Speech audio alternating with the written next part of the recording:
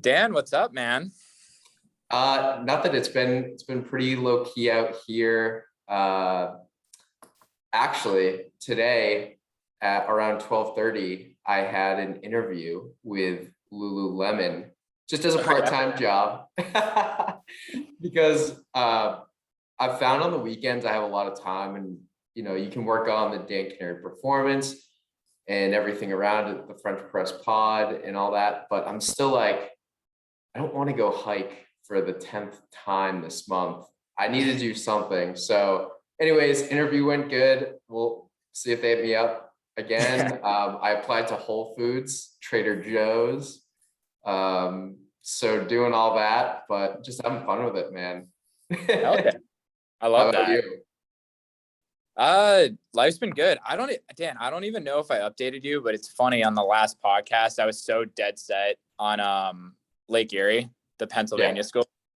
Like literally the day after, so less than 12 hours, I got into New England, which we were talking about.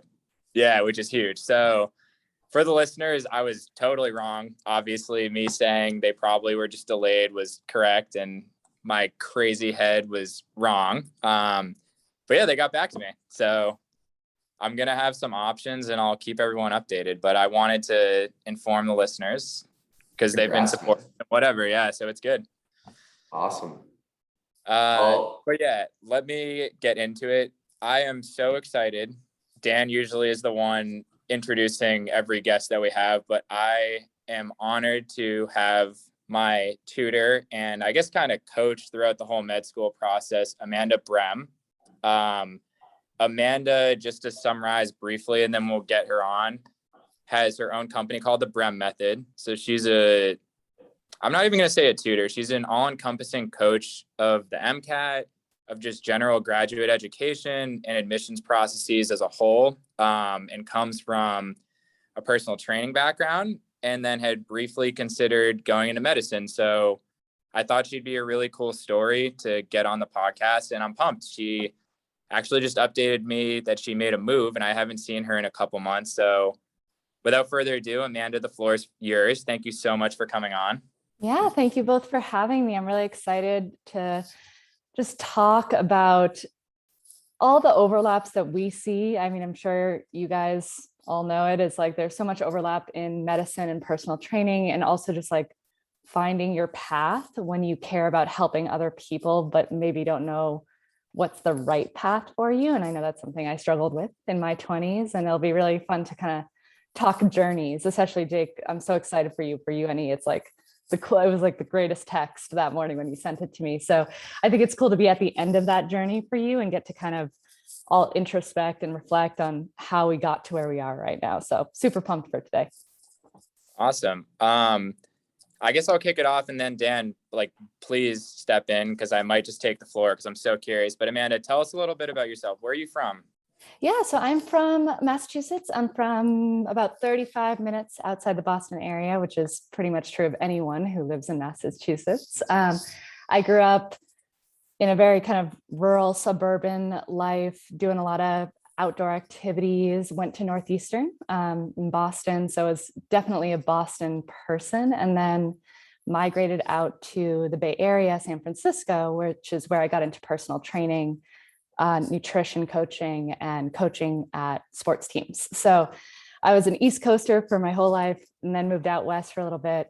And now I'm in Salt Lake City. So I guess I'm hitting all the areas of the country at this stage. So yeah, that's where I'm from. Still loving the East Coast. Gotta say, I like Salt Lake. Was okay with the Bay Area, but in terms of what we do, right, there's nothing better than Boston. I love being back and visiting.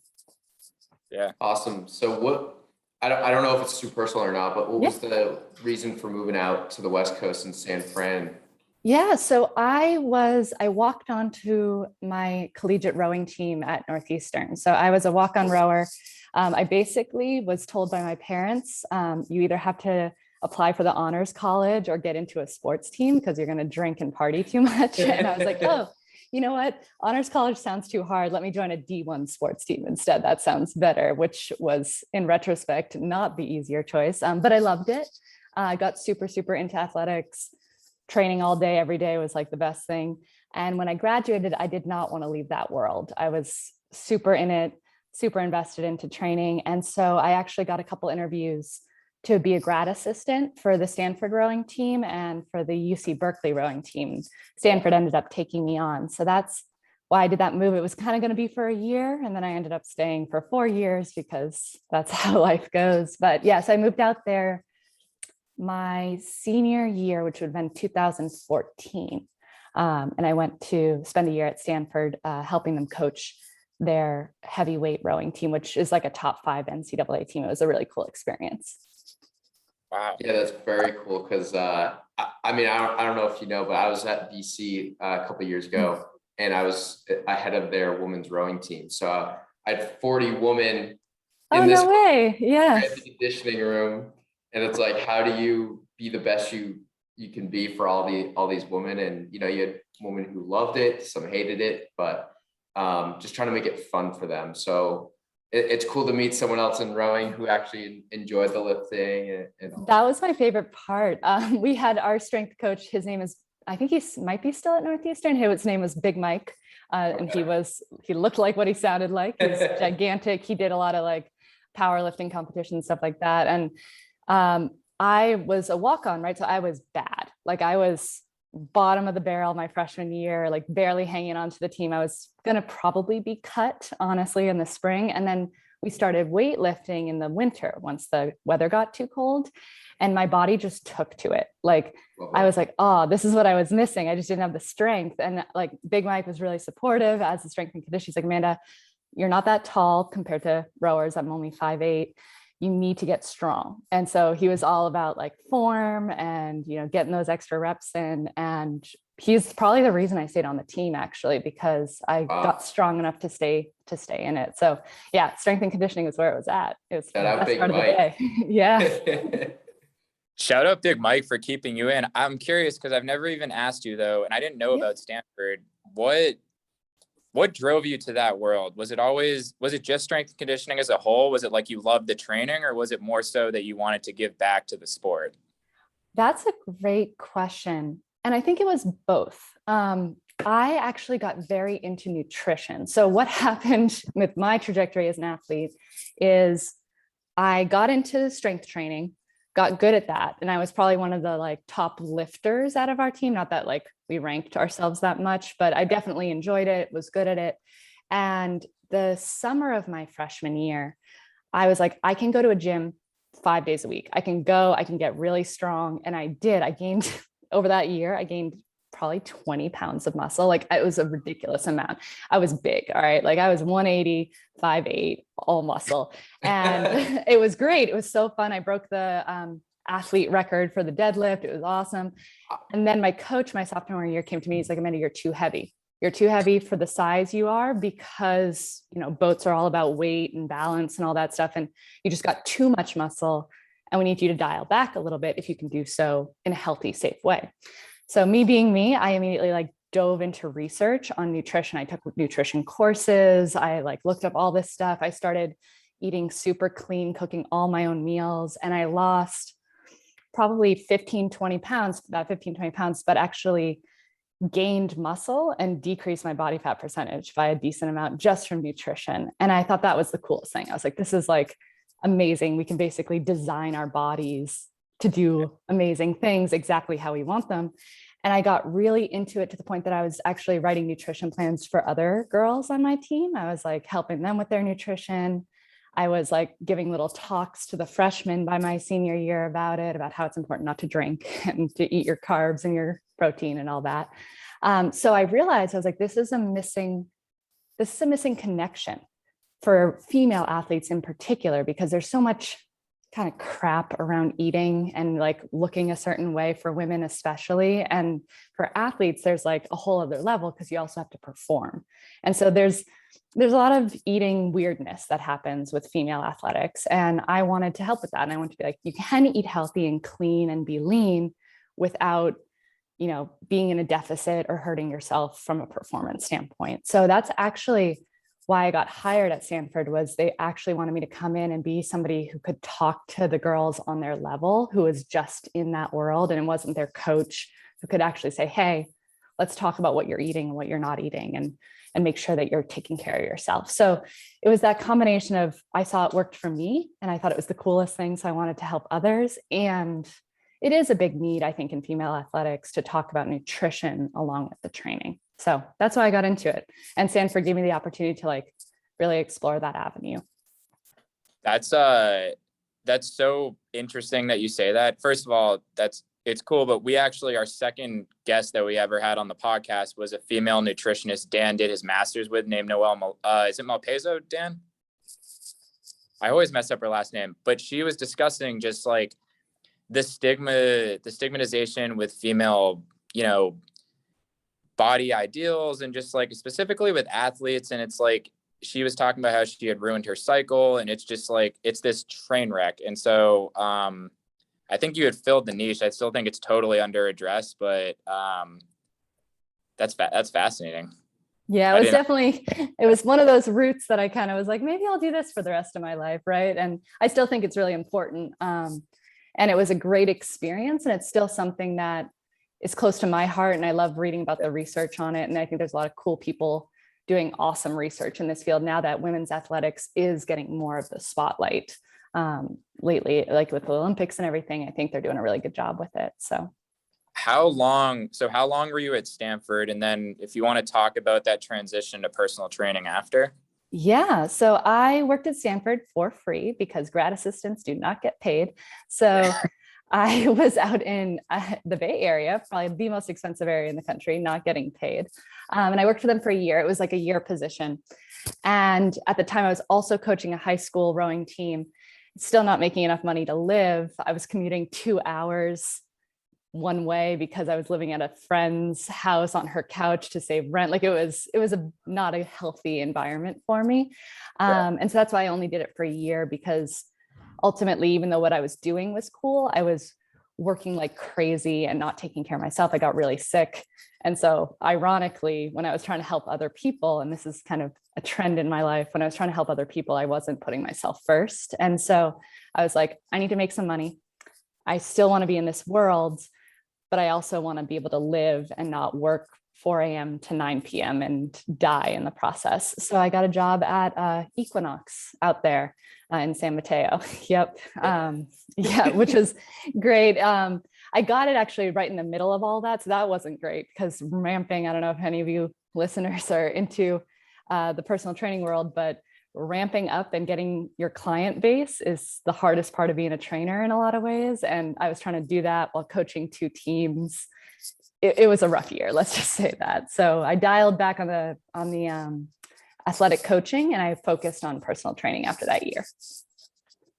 Gotcha. And it's such a pain in the butt because people such as yourself and I, and in personal training, we really truly get into the field to help people because we've seen what it's like to invest in yourself in terms of nutrition and exercising. And I think mindset just comes naturally along with that. Mm-hmm. And so that's why we feel so passionate about all that.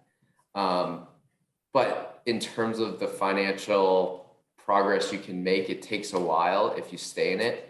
And it's the unsung hero type of deal. And you have to have your own niche, which stinks because it's like, you don't find that passion in a lot of other professions. And that's kind of where the burnout comes in. So that totally resonates with me, and everything you were saying, I was like, yes.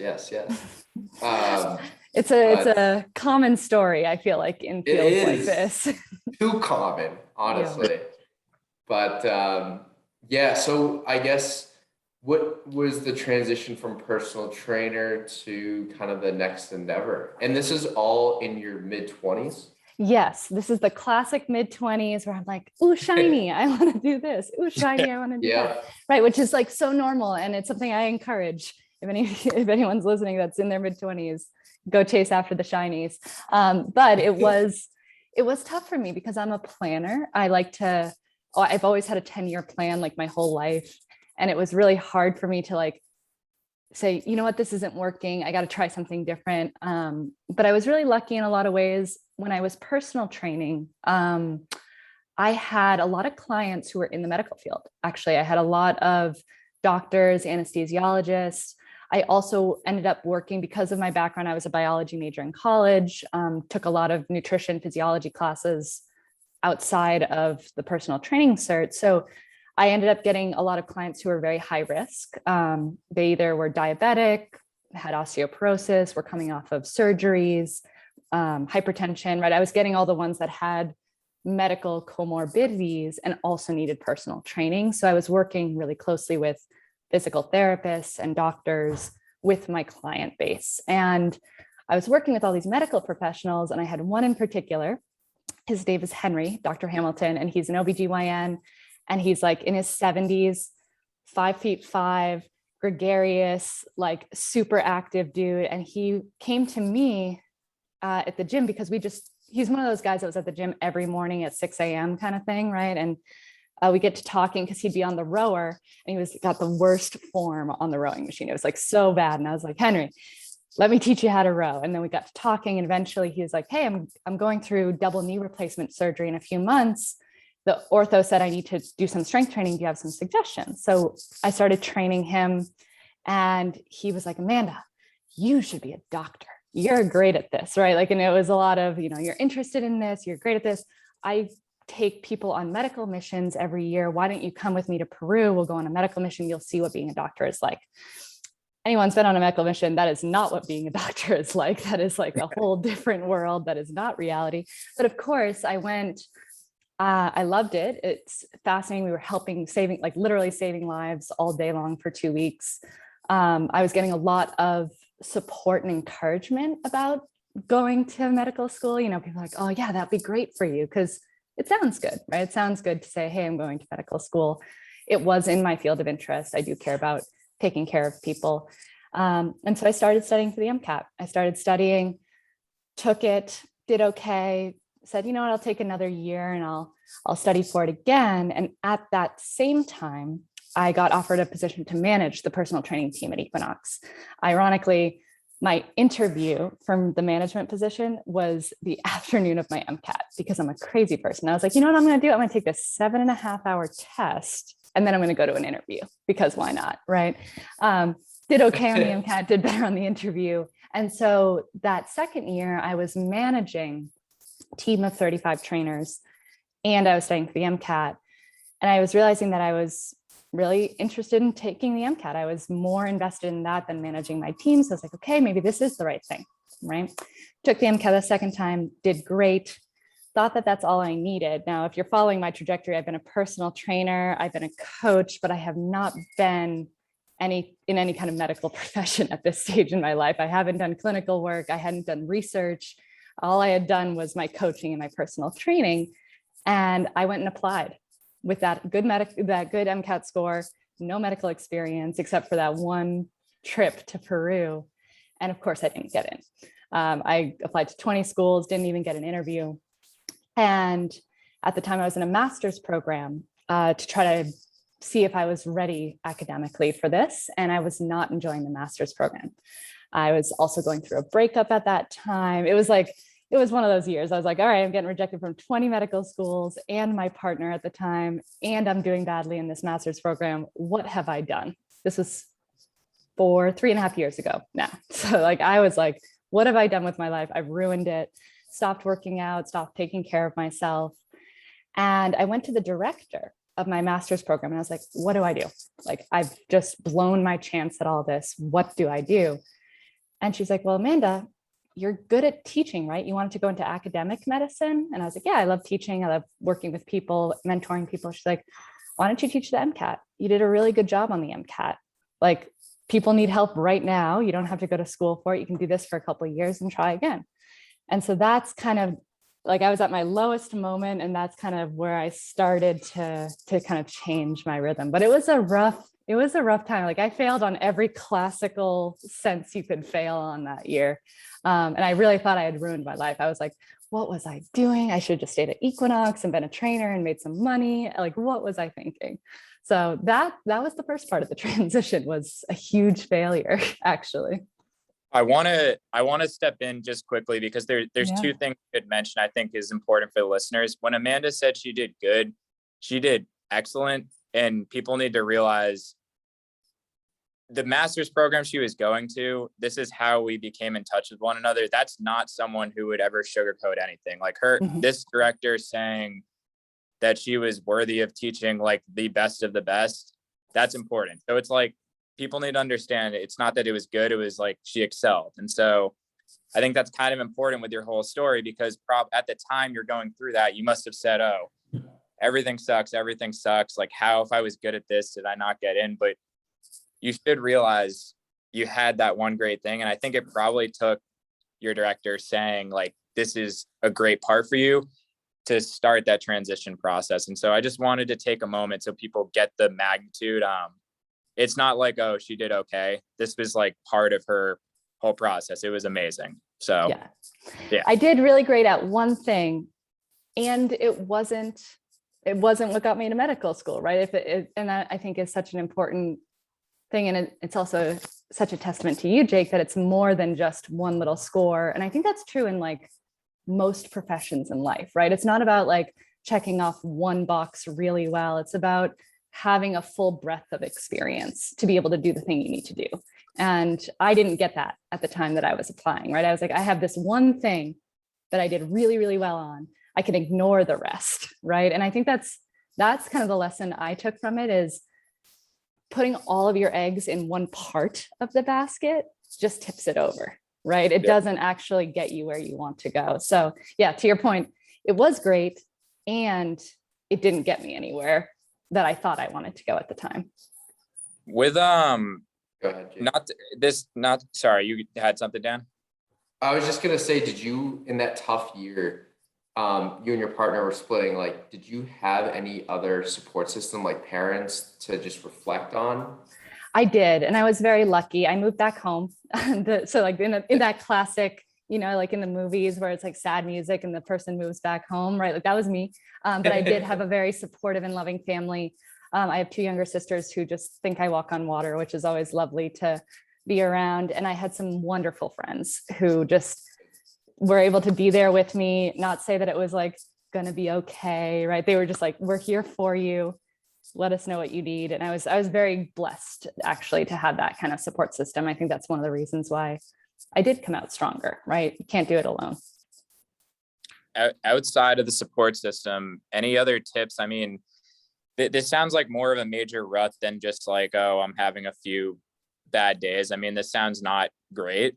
When you're going that time, were there any strategies you had to, I guess, kind of see the silver lining, or did it just take time? Yeah, that's a great question. And it's something I've reflected on a lot, because I don't know if you guys can tell, but I'm a very happy person by nature. I think I'm actually like probably on the far end of the spectrum for happy people. And so to be that sad, and I was truly sad for like a long time, like months instead of days or minutes. And that's the first time that had happened to me. It's the first time that I'd really tried for something that I cared deeply about and just fell on my face. And I was really low. I was really sad. And I don't think it wasn't like a fun, enjoyable experience in the retrospect. Like it still sucked. At the same time, there was something in me that said that no matter what, it will pass. And I know that sounds almost has like a Bible-y vibe to it, but I really kind of latched onto this feeling that I am sad right now. I don't know when it's going to end. And I know that it will end, that I am going to come out the other side of this, and I'm going to kind of build myself back up. And I had that belief from the beginning, even when all of this stuff was happening and I was feeling really miserable. I had this moment where I was like, you know what? It's okay. It will pass, and it will come to the end when it's ready. And that's kind of what I told friends and family when they were really worried about me, because I wasn't eating, it's all those classic signs. Yeah. And I was like, I hear you, and I appreciate that you guys are acknowledging that I'm not in a good place. Give me some time. And I did. I actually had a date. I was like, okay, give me until July. This was like in February. I was like, give me until July. If I'm still rough in July, then we can do some serious interventions. And I kind of gave myself that time, and I sat on the couch and watched a lot of Supernatural, and it was fine. It was great. Excuse me. Yeah. So like it was a rough time, but it was almost comforting actually to fall on my face and say, you know what, even at my lowest, I have faith in myself that I'm going to be able to build myself back up. And actually I feel a lot stronger now knowing that about myself. So, you know, for all that it sucked, there is that silver lining of knowing you're going to be okay. So yeah. Oh, I get like fired up because the past like year and a half, like that's the way I've looked at a couple things. I've ran into a couple of ruts, not like a year long, such as yourself, but definitely weeks and a couple months together. But just knowing like, you know, if you can't see the light at the end of the tunnel, just make sure you can feel the heat of it, right? And it's love just that. like you know this isn't going to be forever, but in the time that you're there and at that deepest spot, you feel like this is all life is going to amount to. And I think a lot of people are in a rush to get out of that spot, and they don't actually realize, and I've had this conversation with some of my clients, is it's okay to be sad. It's okay to just be just whatever you are in that moment for a while. Like the more you try and push it out of your life, the faster it's going to come back. So just relax. And honestly, you know, if this is the hardest part right now, pinch yourself, because it's like, if this is the worst that it is, it's like, I'm still alive. I'm still here. I have everyone to support me. It's fine. And if this is the worst, then I'm doing pretty good. Yeah. So yeah, I just love like your thought process on that. It's very refreshing for sure.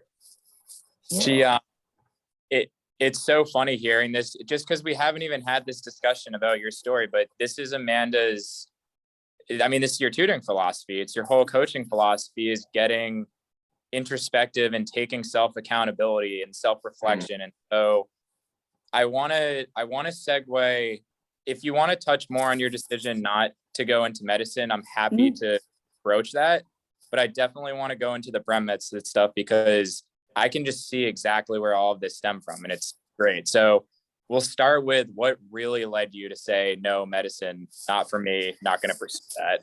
Yeah, I love this story. I love this story because I thought this would not happen to me. Like, again, I'm a huge planner, right? And so after this all happened, right, and I was really feeling low, I was like, I can't reapply this year, right? Like, and that's usually the typical thing. It's like, okay, you don't apply and then you reapply right away, because to your point, Dan, everyone's in a rush. And I was like, I am not in a good headspace to apply right now. Like, I need to take some time for myself and figure out what I really want. And so in the meantime, I was teaching at Kaplan. I was teaching the MCAT at Kaplan, and the company's okay, decent. I loved teaching. Like, it's 3-hour classes from 6:30 to 9:30 at night, which is late and long classes. And I'm teaching organic chemistry. And I was like on fire. I was like loving every minute of it. And I actually took the summer. All I did is I need to just do things I love for a summer. That's what I decided. And so I taught Kaplan. I taught a bunch of Kaplan classes, had a ball, loved every minute of it. And I used to ride horses. So I got back into horseback riding, which I hadn't done in a decade. I called up my trainer from when I was 14 and I was like, hey, do you have any horses for me to take care of? Can I come muck some stalls? Like, can I just be out in nature? And I did. And I kind of like returned to the earth, so to speak. And I just worked the farm and taught for a summer and kind of got my head back on straight and realized that I really just wanted to teach. I love teaching. I love getting up and writing stuff on a whiteboard. I could teach you like the instructions of how to put together a washing machine and I would probably enjoy it. Right. So it wasn't even about medicine at that point. I was like, this is the one thing I know I love, and I'm just going to do that for a little bit. And maybe I'll think about reapplying. And that's all I said to myself. And for the first time, I just didn't plan. I just said, I'm just going to teach. I'm going to take some classes and I'm going to focus on that. I had a research thesis to complete, so I had some stuff to do. And at that time, I met my current partner. We were starting to date. And in April, I had gotten a whole bunch of one-on-one clients because people were just, oh, you teach the MCAT? Would you mind tutoring me one-on-one? Like, it was just casual. I met people at dinners that were like, hey, I'm actually studying. Can you help me? And I ended up getting like 5 or 6 students just from casually talking about what I do.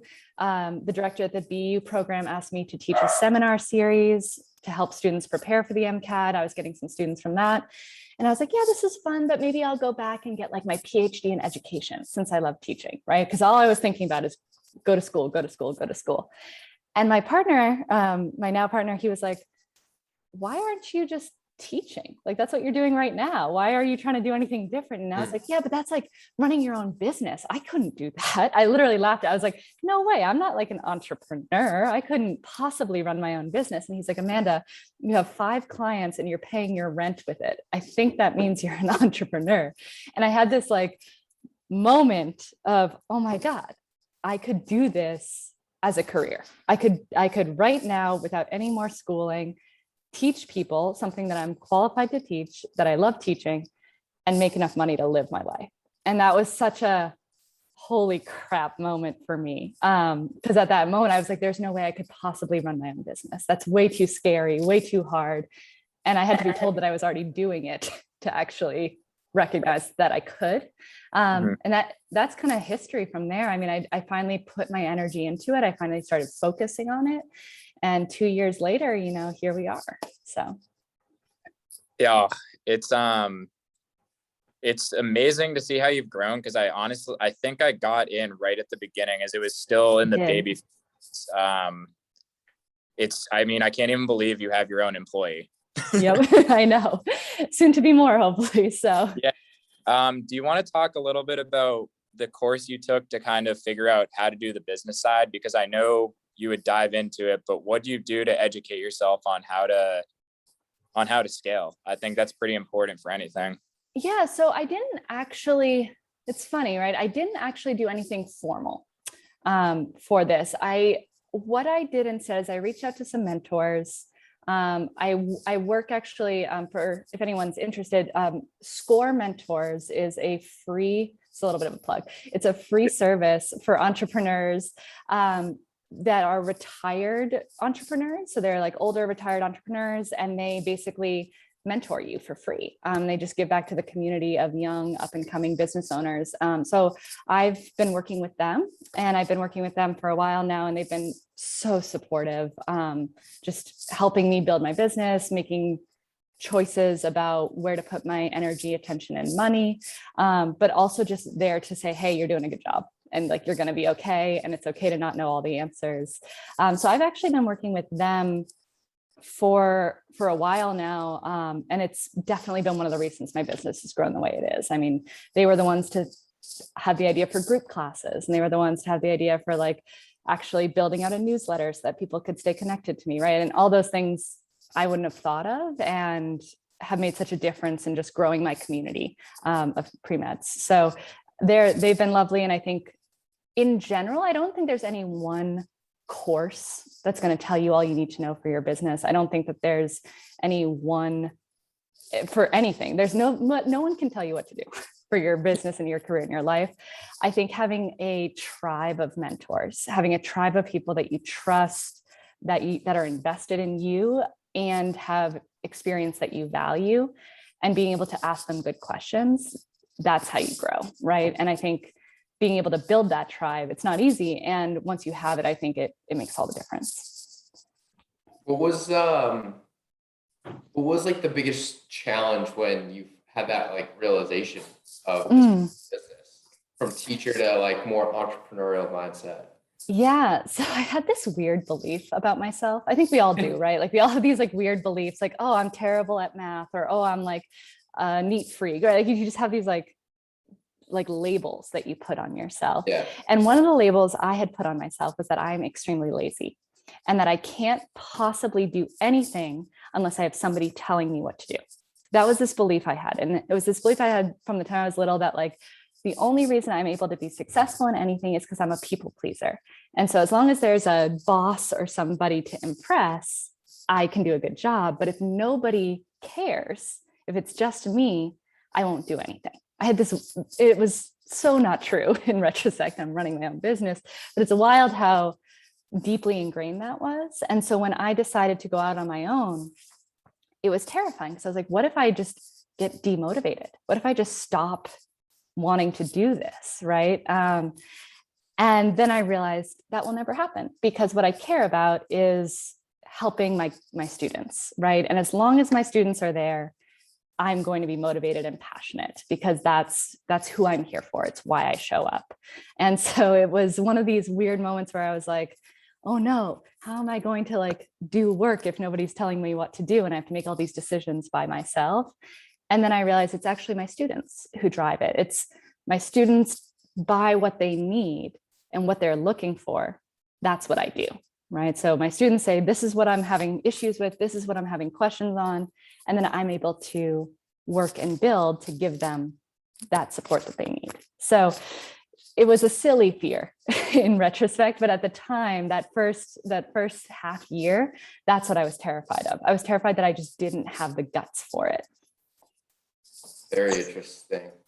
Yeah, I right? just kind of see some of the parallels like through that narrative in myself. You kind of think like your standard, and I think it's just kind of hardwired for any of us. Your standard's never good enough for yourself. Yep. And you feel that dopamine rush when you finally accomplish something, especially if someone's looking down on you to give you that golden star, but you don't have that person anymore. That's on you, but you'll never give yourself the credit, which is why it's tough, and you have to stay motivated throughout the process and not attach yourself to that end goal. I think that made sense. Yeah. And I think one thing I realized, and I think it's a major lesson, is that I was doing all that external motivation. Like I'm only doing it for the gold star, right? I like when I was a trainer, to be honest, like I loved being on the top of the list. Like I love being like, Amanda, I got the most sessions this month. Like I got such a hit off of it, right? It's like, oh yeah, I love being that competitive person,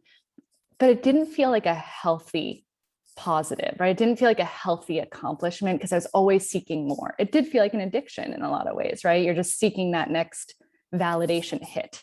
And now I got to tell you, I never worry about that.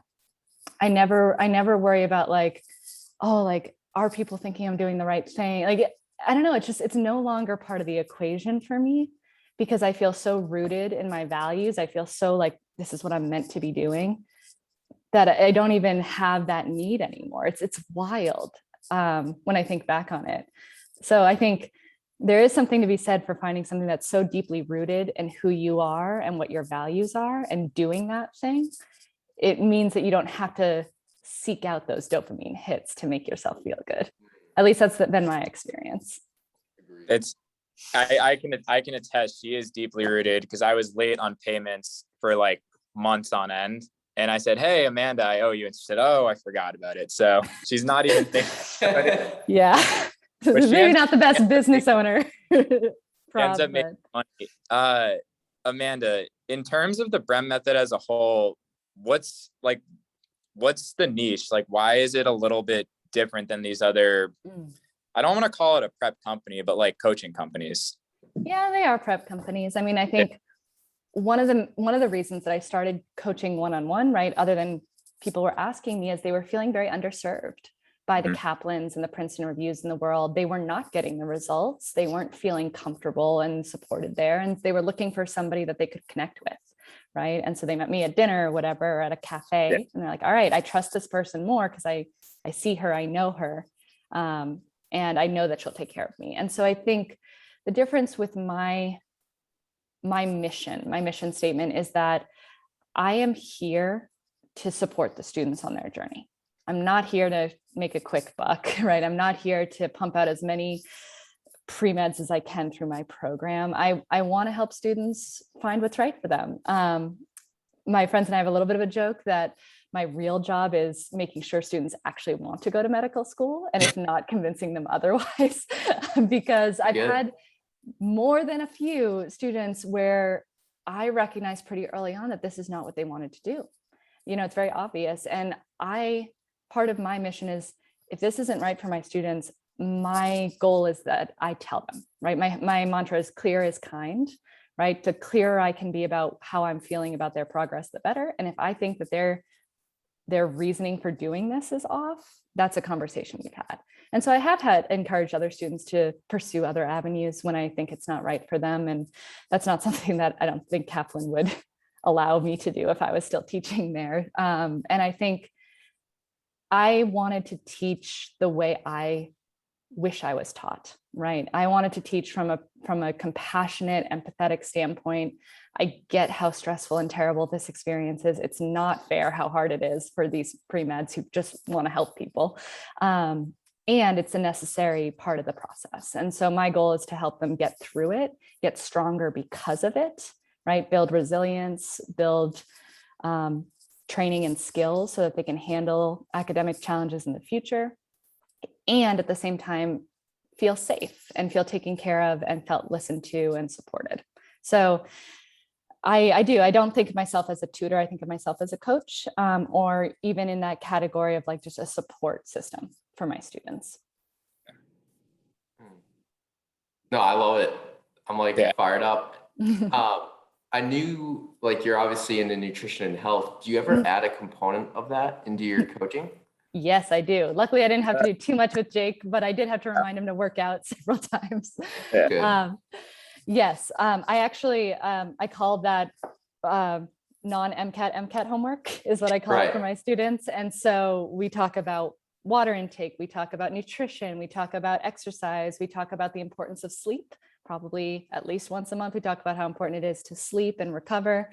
I think sleep is the most important thing for students and academics and athletes too. And I really think of my students as mental athletes. I think that's the best way to describe how I coach.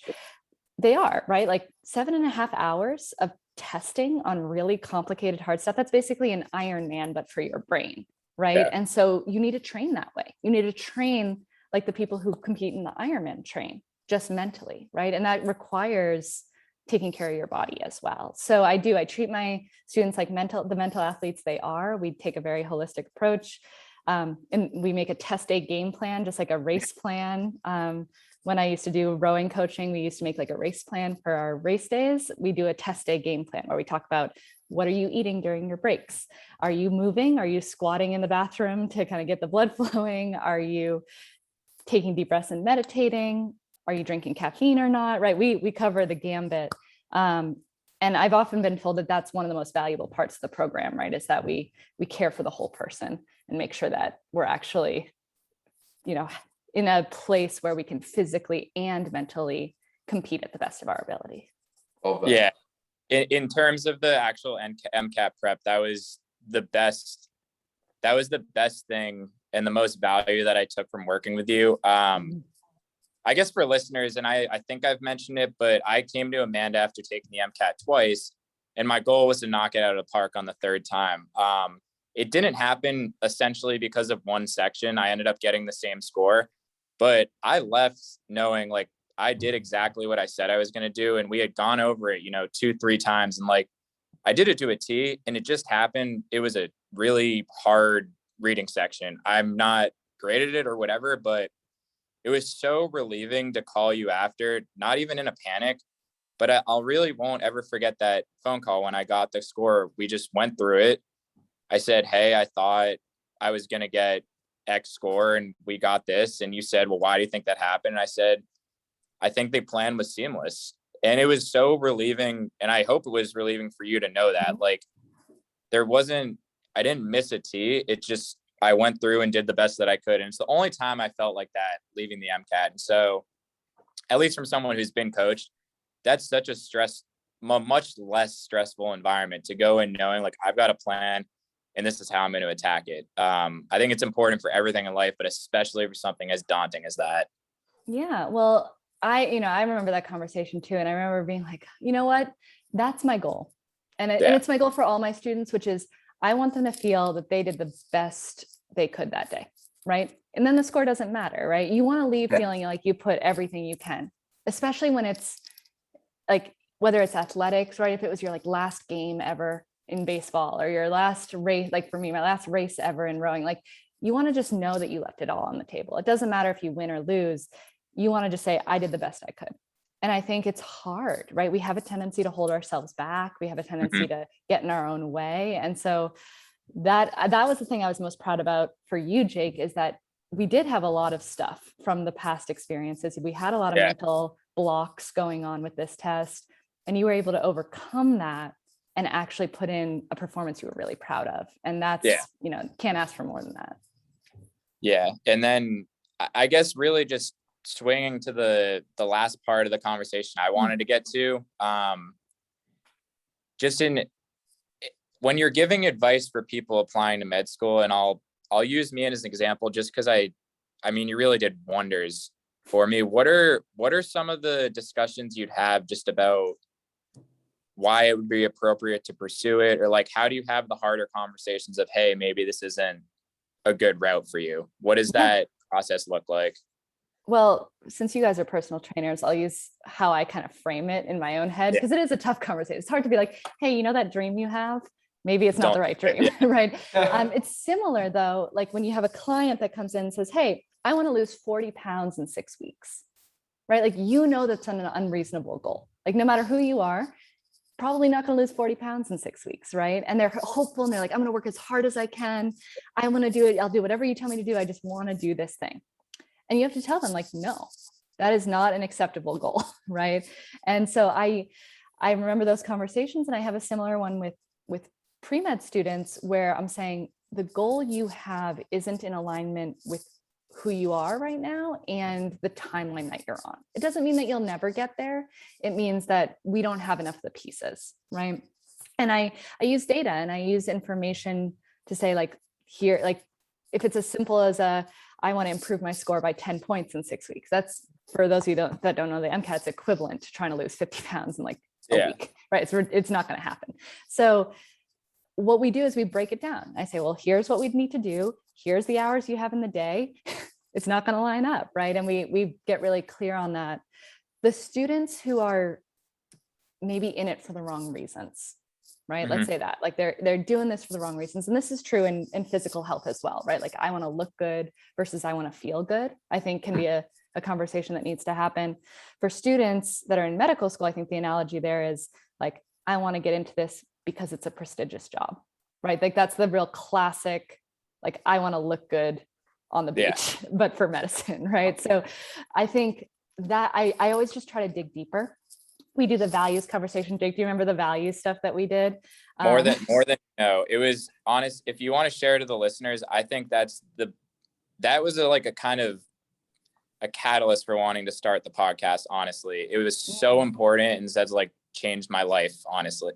So if you want to tell listeners what that was, it was amazing. Yeah. So I do this thing with every single student, and I do it at the beginning, pretty much every single student. And I do it at the beginning of our work together. And what we do is I give them a list of 118 words. Brene Brown, who's one of my work crushes, I think she's like the best thing since sliced bread. She has, if you just Google like Brene Brown values PDF, it'll just come up, and it's like a whole list of words.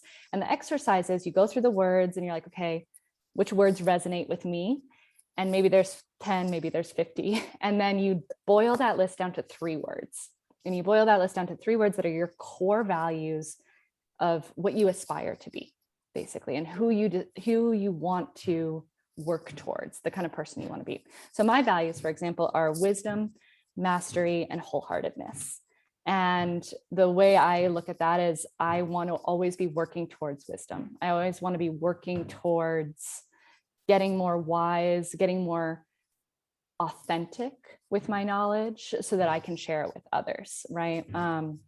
Same thing with mastery. Mastery is one of my values. I just like to pursue things to the nth degree. I like to just get in it all the way. It's always been one of my values. And then wholeheartedness is I want to fully believe in what I do and fully believe in how I act and have my whole self behind everything I say and do and think.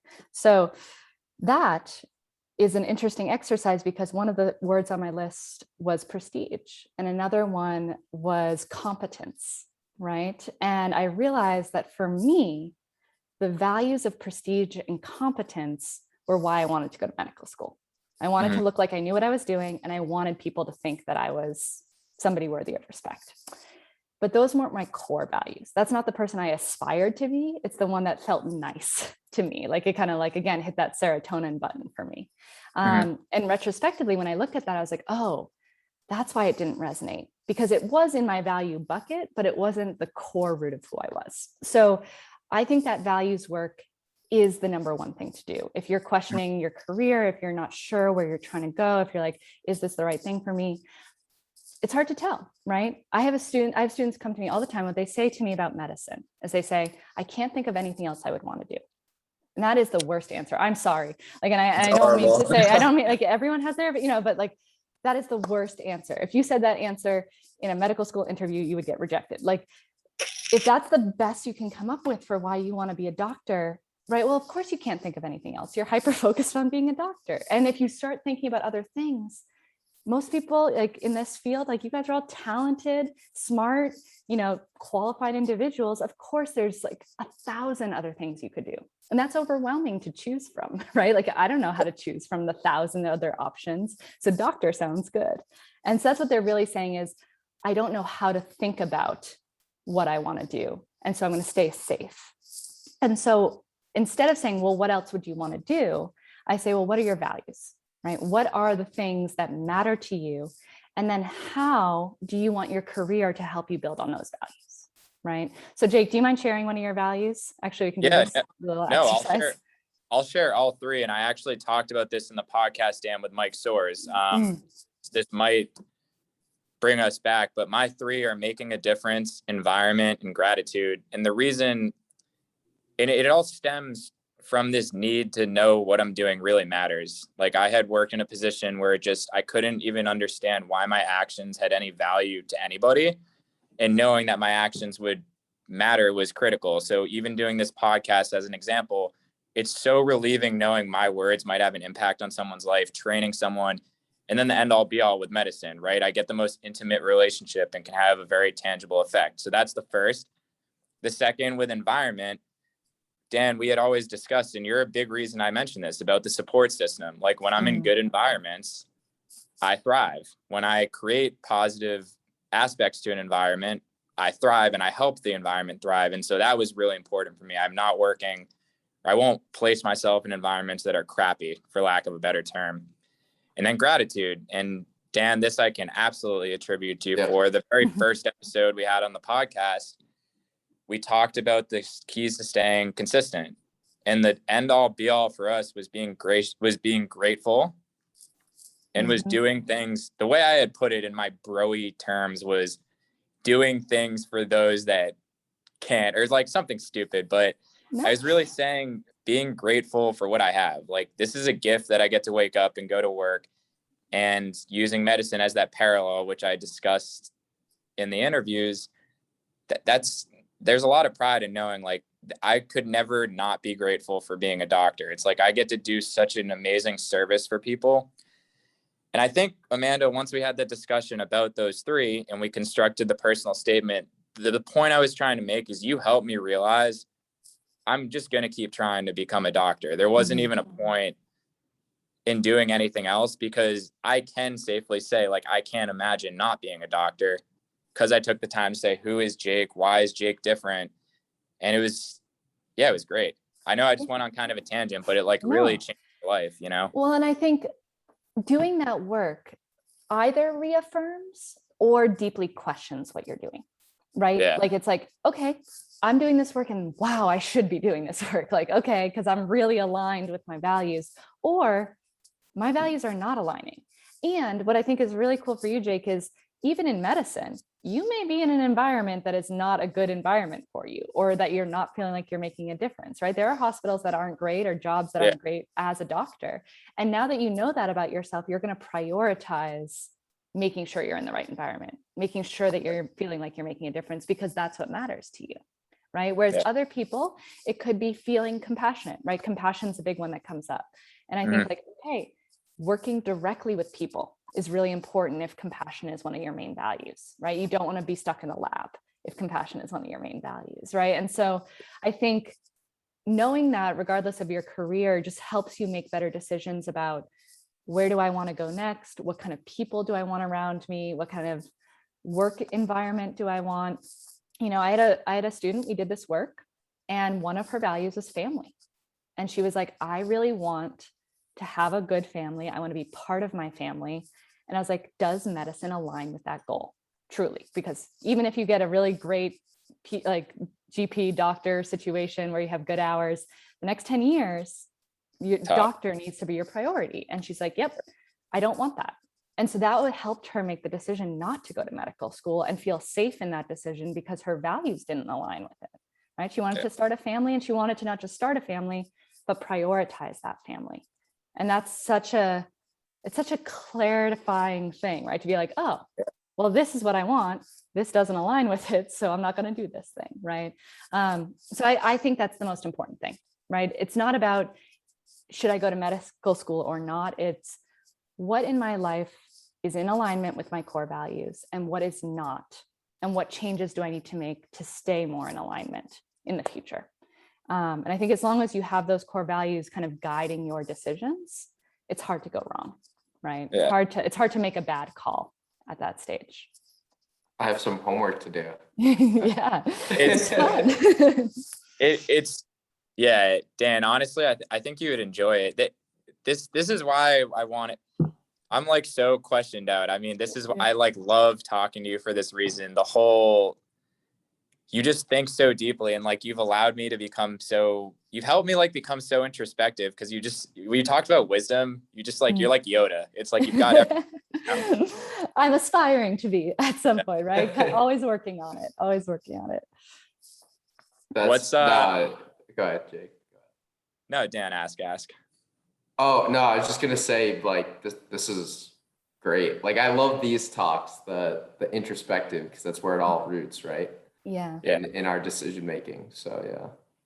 Amanda, last question for me is just, what's next? How are we going to grow the Brem Method and make it dominate the world? Yes, great question. I've been thinking about that a lot. So as you might know, Jake, we've been talking about a little bit, like, MCAT's great, but MCAT is ultimately still a standardized test that people pay a lot of money to hopefully pass and get into medical school, right? Like, as much as I find a lot of value working with my students, I think I do good work, and I love working with my pre-meds. I know that hopefully the work I do with people like you, Jake, leads them to become better doctors because they've gotten a chance to introspect and find their values and work on their skills.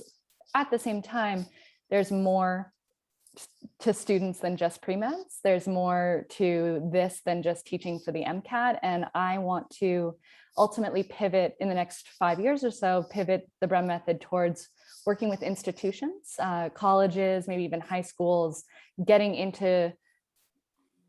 front of students earlier so that I can help them do this work earlier, right? Do this work so that they can go into the workforce, they can go into college, having a better sense of how to make decisions and how to study and how to be productive and still take care of themselves and still go out and party if they want to, right? Like, it's kind of like work-life balance, but for students. That's what I'm gearing towards. That's what I'm really passionate about. And the pre-meds are a wonderful kind of case study group because you guys are so motivated. Your passion is there, right? Like, you're going to do whatever I tell you to do. And you're doing really high level stuff, right? And I think boiling that down to, like, if I could work with some seniors in high school to just help them make better decisions around their majors, about what they care about how they want to take advantage of their education, right? And actually, like, get some value out of it besides just going to frat parties, right? That would be my dream, is to help students enjoy their teen years, enjoy their early 20s, go after all the shinies, and still be rooted in who they are and who they want to become, so that when they're ready to make some big decisions, they have the tools to do that. So that's the dream. In the next few years, I'm going to transition more to group classes. I also think community building is super important. So I'm going to try to get more group classes going so pre-meds can interact with each other and they're not just isolated in a study room by themselves, crying over metabolism. So hopefully get some community building going. I've got a Slack channel going for all my students so that they can start interacting with each other.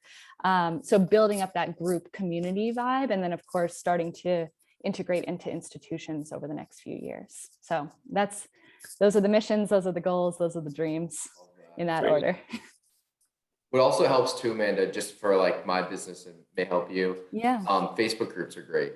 I don't know if you've probably explored that, but Yeah, no, I social media is so hard for me. I'm not gonna lie. It's one of those things that I'll probably need to hire somebody else to do. Realistically, I always like, Yeah. I get too shiny with the social media. I go intending to post, and then like 3 hours later, I'm on like my 7th article. So eventually, I'll get up on the social media as well, for sure.